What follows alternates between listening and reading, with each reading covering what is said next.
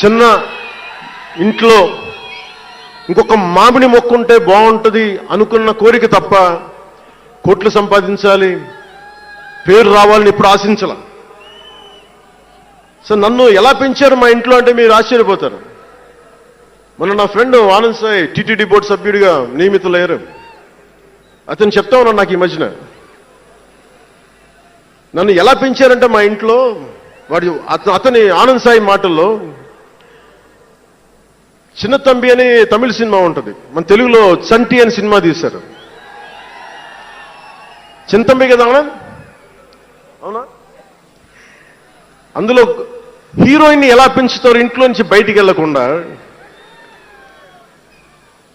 చంటిలో heroine మీనాని ఎలా పెంచారు ఇంట్లో నుంచి బయటికి వెళ్లకుండా, మా ఇంట్లో నన్ను అలా పెంచారు.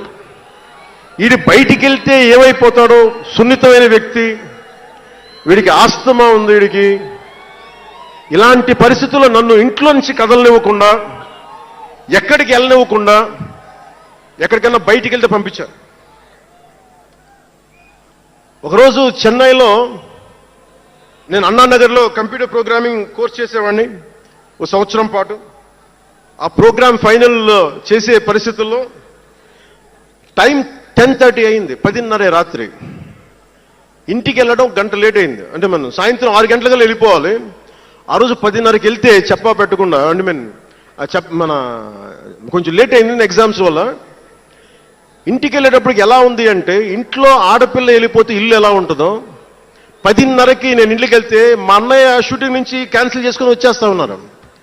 మా వదిన ఇంట్లో హాల్లో ఉంది, మా నాగబాబు వీధి బయట తిరుగుతూ ఉన్నాడు. మొత్తం అందరూ ఏమైపోయాడు, ఎక్కడికి ఏమైపోయాడని.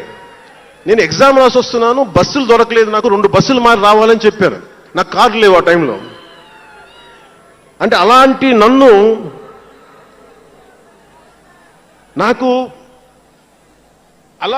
పెంచారు. నన్ను మా నాగబాబు గారు ఇక్కడే ఉన్నారు, అడగండి, ఆ రోజు గుర్తుండి ఉంటుంది ఆయనకి. అలాంటి నన్ను పాలిటిక్స్ చేస్తానని కానీ, సినిమాల్లోకి వస్తానని కానీ ఎవరు ఊహించలే. ఎందుకంటే నేనే ఊహించలే.